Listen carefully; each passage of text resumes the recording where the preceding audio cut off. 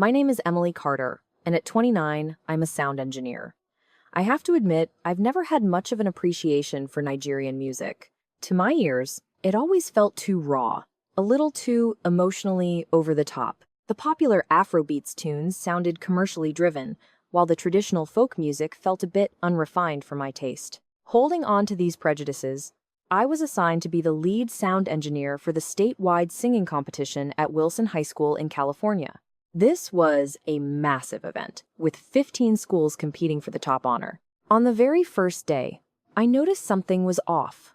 The choir director, Richard Thompson, was arranging the students on the risers, but his method made me frown. He placed his own daughter, Samantha Davis, in the most prominent position, front and center. Samantha, with her blonde hair and blue eyes, wore a smirk of entitlement, as if the spot naturally belonged to her.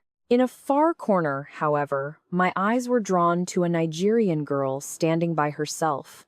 Her name was Adesua. She was a 17-year-old from an immigrant family. Adesua was petite, with a gentle smile that rarely left her face. But it was her eyes that were truly special. They held a deep, soulful sorrow that was simultaneously contrasted by a powerful, unyielding will. While the other students chattered and laughed, Adesua sat quietly to one side, her gaze fixed on her sheet music. Her fingers traced the notes, her lips moving silently as if she were practicing each tone in her mind. Near the back of the rehearsal hall, I saw a middle-aged man in work clothes, standing silently. This was Adesua's father, Babatunde, aged 53. He watched his daughter with a warm, gentle smile. His hands were rough and calloused, marked with scars from years of manual labor. But when his gaze fell upon Adesua, his eyes shone with an immense and unconditional love. The other parents were dressed in designer clothes, loudly boasting about their children's achievements. Babatunde was different. He stood quietly in his corner, waiting patiently, occasionally glancing at his watch before his eyes returned to his daughter. I could sense his nervousness and anticipation, but he skillfully kept his emotions hidden. This family made a profound impression on me. I didn't know their story yet, but my intuition told me there was a special bond between this father and daughter. From time to time, Adesua would look back at her father, and their eyes would meet, sharing a silent, knowing smile. That unspoken understanding intrigued me and made me begin to question my own preconceived notions about Nigerian culture. "All right, settle down." Richard clapped his hands, and the rehearsal began. Adesua quickly turned to face the director, her posture straight and ready for the challenge ahead. I, too, prepared myself, adjusting the soundboard for the final run-throughs of the competition. At that moment, I had no idea that what was about to unfold would completely shatter my perceptions of music, of Nigeria, and of the world. As the rehearsal officially started, Richard's bias became even more blatant. He walked over to Adesua, his tone cold and dismissive. "Adesua, you move to the back row. Just follow along with the group. Don't try to stand out." His words, spoken in the quiet hall, were particularly jarring. I saw a faint blush creep up Adesua's cheeks, but she simply nodded and moved silently to the back. The other students pretended not to have heard, but I could feel the awkward tension in the air. I couldn't help but scowl. Even with my own reservations about her cultural music, this kind of overt favoritism angered me. Once in the back row, Adesua lowered her head to arrange her sheet music.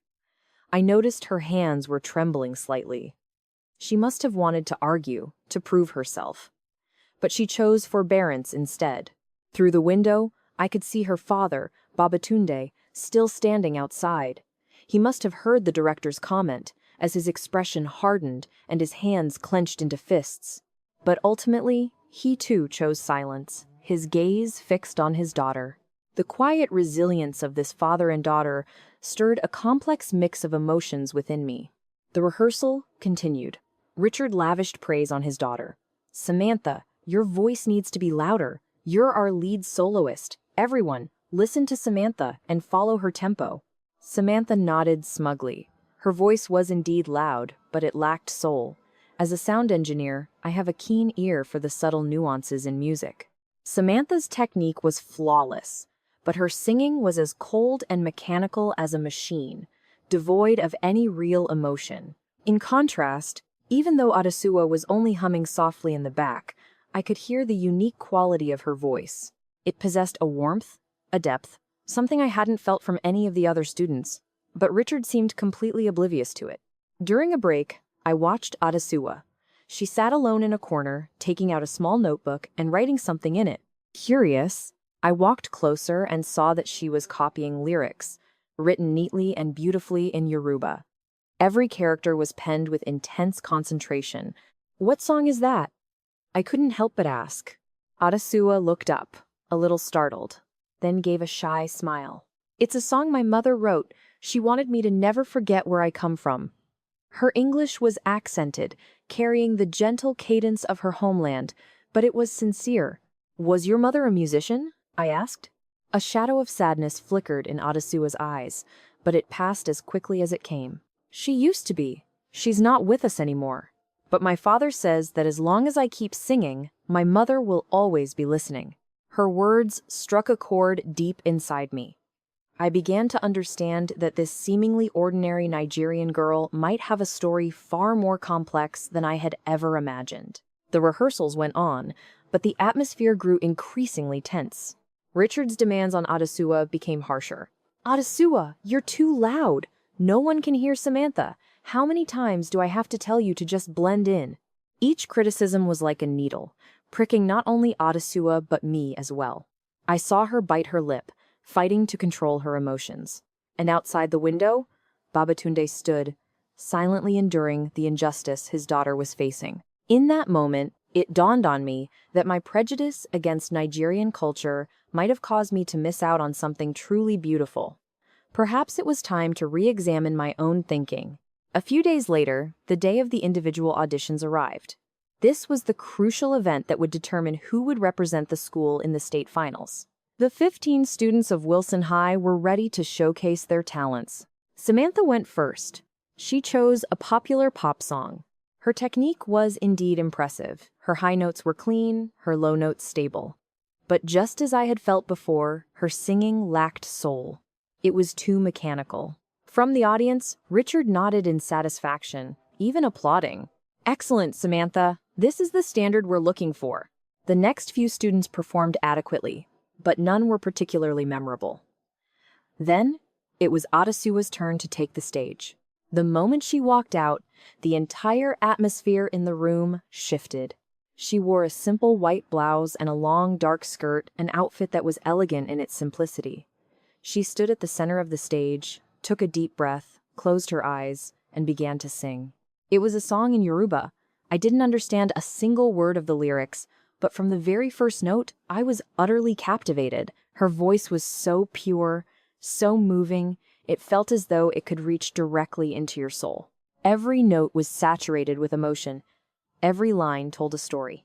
Though I didn't understand the language, I could feel the sorrow, the hope, the love, and the strength woven into the melody. The entire rehearsal hall fell silent. The students who had been chatting stopped talking.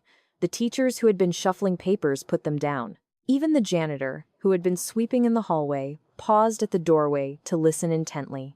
Adesua's voice had a kind of magic that could make time stand still, that could quiet the entire world. Her singing was at times gentle, like a whisper, and at other times soaring, like an eagle in the clouds.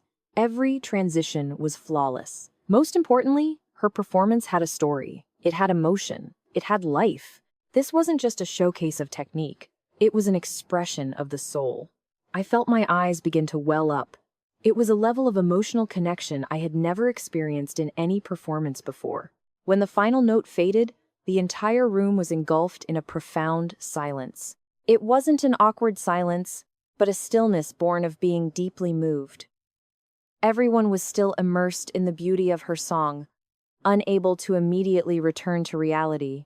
Finally, one student began to clap, then a second, and a third. Soon, the entire room erupted in thunderous applause. I saw tears glistening in the eyes of many students. They had been deeply touched by Adesua's song. Richard's face, however, was a mask of displeasure. After the applause died down, he cleared his throat and said, "Well, that was nice. But our style leans more towards classical and pop. This kind of ethnic melody might not be a good fit. Adesua, you can stick to the chorus."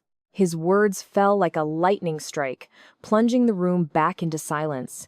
The students looked at each other in disbelief. "But she was clearly the best one," one student whispered. "Yeah, why can't she have a solo?" another added. Richard pretended not to hear them and continued with his arrangements. Adesua walked quietly off the stage and returned to her seat. I could see her struggling to maintain her composure, but the disappointment and hurt in her eyes were unmistakable.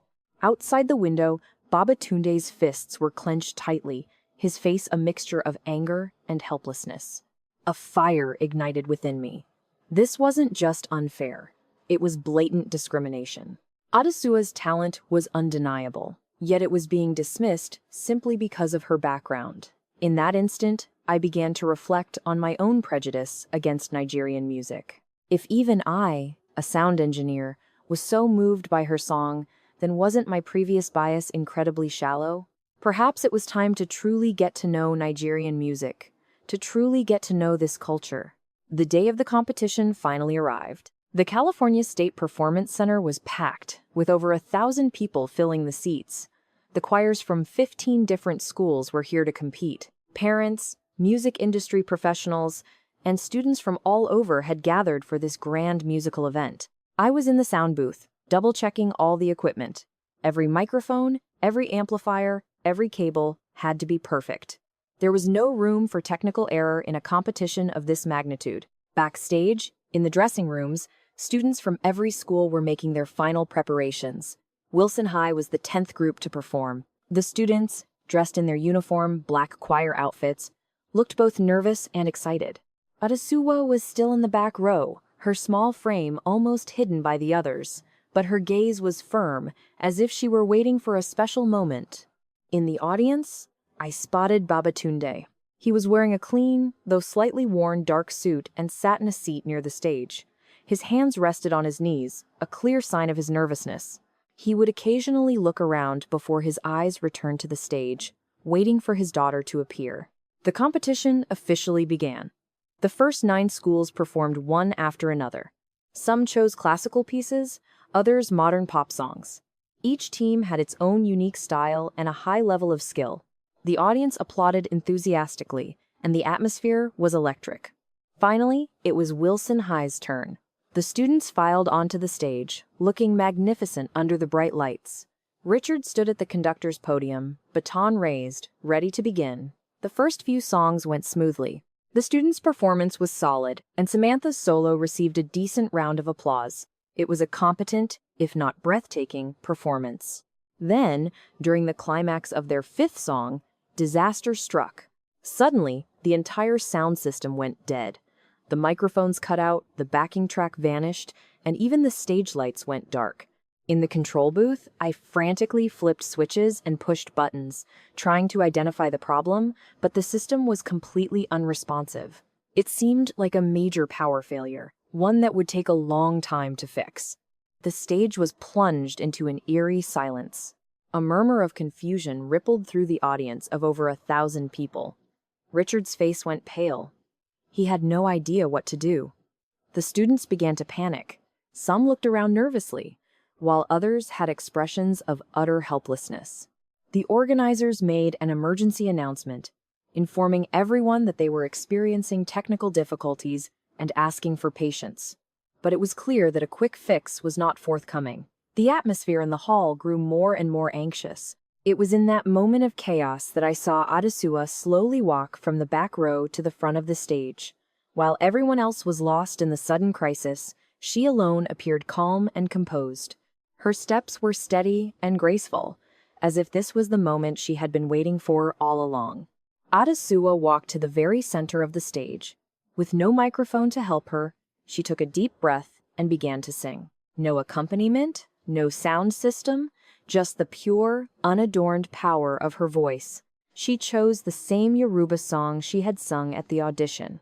At first, her voice was soft, but as she continued, It grew clearer, stronger, and more resonant.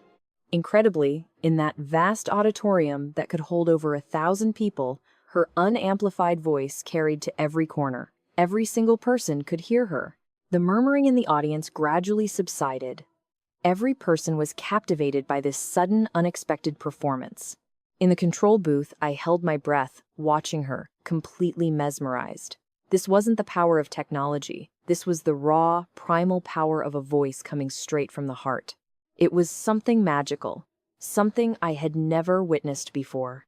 Adasua's song echoed through the great hall like celestial music. She stood at the center of the stage, as if she were the only person in the world. With no stage lights to illuminate her, a single beam of moonlight shone down from a skylight, draping her in a sacred glow. Her voice started gently, full of emotion, singing of longing and love. As the song progressed, her voice expanded, moving from a low, resonant hum to a soaring, powerful crescendo. Every note was perfect, every lyric filled with profound feeling. In the control booth, my fists were clenched, my heart pounding so hard I thought it would burst from my chest. As a sound engineer, I had seen countless performances, but I had never witnessed something so profoundly moving. Adasua's voice needed no electronic enhancement. It was, in its natural state, absolutely perfect. In the audience, a new silence had fallen, one of awe and wonder. I saw Babatunde, his eyes filled with tears, a proud smile on his face. He looked at his daughter, who was shining so brightly on that stage, and it was as if he were seeing his beloved wife reborn. When the last note of the song dissipated into the air, the entire auditorium remained silent for a few long seconds. Then, a single person stood up and began to clap. That was followed by another and another, until the entire audience was on its feet, erupting into a standing ovation that felt like it could shake the very foundations of the building. The applause was thunderous, filled with genuine emotion and respect. The competition judges, who had been sitting with serious expressions, were also on their feet, applauding with tears in their eyes. Wilson High didn't win the championship that night, but everyone knew who the real star was.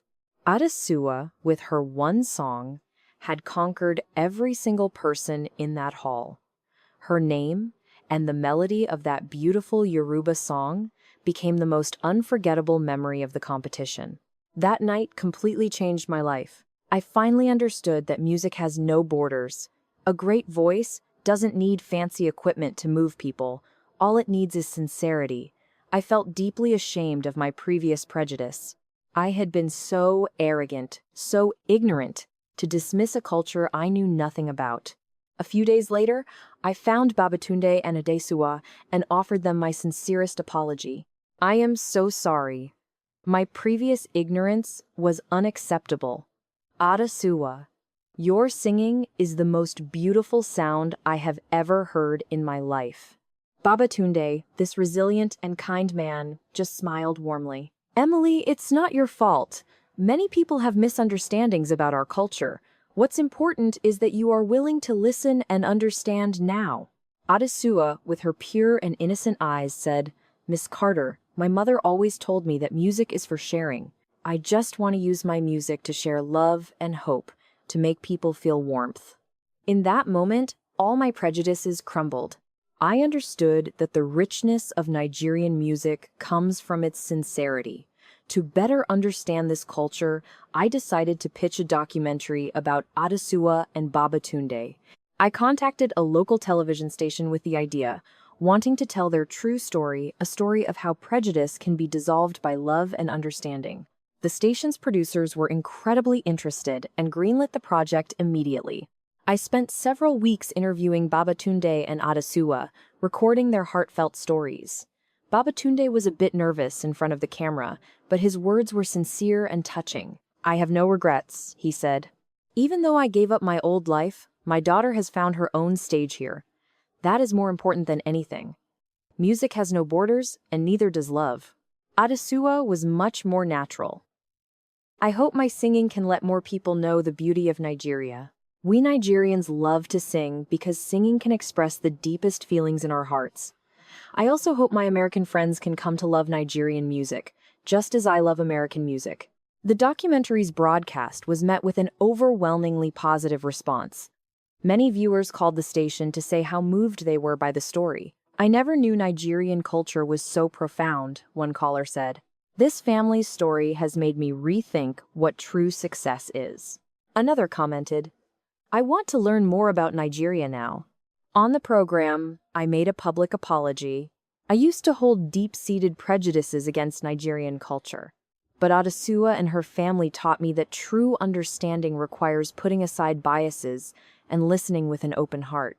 The documentary not only changed the audience's perception of Nigeria, it also changed the course of my life. I decided I had to go to Nigeria myself to see the land that had nurtured such beautiful music. When Babatunde heard of my plan, his eyes lit up with excitement. "Emily, if you really go to Nigeria, I must introduce you to my best friends. I will take you to the music hall where Mariah and I first met. I will take you to our favorite market and show you the most beautiful sights in my country." My colleagues were astonished by the change in me. "Emily has really changed," one said. "She used to be so dismissive of music from other cultures." It was true. I had changed. Adesua's song had not only conquered the audience that night, it had also conquered my prejudiced heart. I had learned what it meant to be truly open, to truly understand. 3 months later, I finally set foot on Nigerian soil. As the plane descended through the clouds, I looked out the window at the shape of the land below the sprawling, energetic city, the distant green forests, the coastline meeting the Atlantic. This place looked so beautiful, so vibrant. I was filled with a mix of excitement and nervousness. It was my first time in Africa, my first time experiencing firsthand the homeland that Adesua and Babatunde spoke of so fondly. Murtala Muhammad International Airport in Lagos was even more modern and bustling than I had imagined. The air was filled with the sounds of conversation in various Nigerian languages, and I saw signs with familiar English words alongside local expressions. The cultural atmosphere was fresh and yet, in a way, familiar, as I had been learning about it for months. Babatunde had returned to Nigeria a week early and had come to the airport to pick me up. As I walked out of customs, I saw him holding a sign with my name on it. I almost didn't recognize him. He was a completely different man. Gone were the worn work clothes he always wore in America. He was dressed in a handsome, crisp blue buba and matching Sokoto. His hair was neatly trimmed, and he looked revitalized. Back in his homeland, a long-lost light had returned to his eyes, and the smile on his face was brighter and more radiant than any I had seen in America. "Emily, welcome to Nigeria," he said in fluent English, his voice filled with pride and excitement, like a child eager to show off his most treasured possessions to a friend. "I will show you the real Nigeria. You will see how beautiful my home is." On the drive from the airport into the heart of Lagos, Babatunde was the perfect tour guide, constantly pointing out landmarks and scenery. "Look, that is the third mainland bridge. It connects the island to the mainland. In the morning, the traffic is legendary. Over there is the National Arts Theater. My Mariah performed there once. And soon, you will feel the energy of Lagos Island." His voice was filled with a deep love and connection to this land, making me even more excited for the journey ahead. Our first major stop was the Muson Center in Lagos, an impressive building that is a hub for classical music and the performing arts. Standing in the plaza outside, Babatunde's expression grew deep and nostalgic. 20 years ago, on this very stage, I met Mariah for the first time," he said, his voice softening. "It was a concert called Rhythms of Love. She was singing a classic high-life ballad. She was only 23 then, wearing a beautiful gown, as stunning as an angel. Her voice, it was so pure, so moving. The entire hall was captivated. I was mesmerized. In that moment, I knew I had found my soulmate." He led me inside the concert hall, pointing to the center of the stage.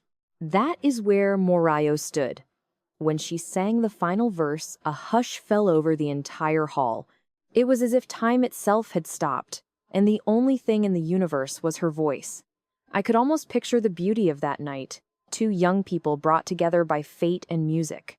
In the lobby, we ran into a few of Babatunde's old colleagues, veterans of the Nigerian music scene. They greeted his return with immense warmth and enthusiasm. "Babatunde, you're finally back!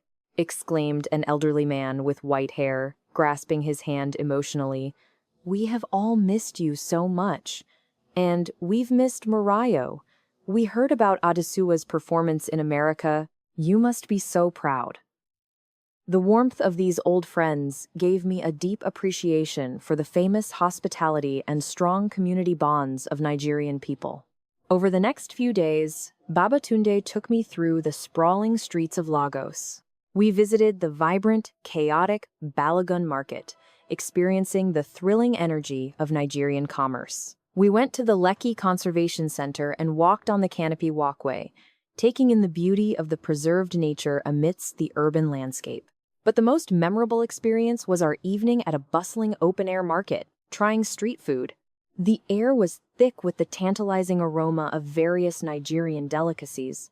Babatunde excitedly pulled me from one stall to another. This is suya. You have to try it.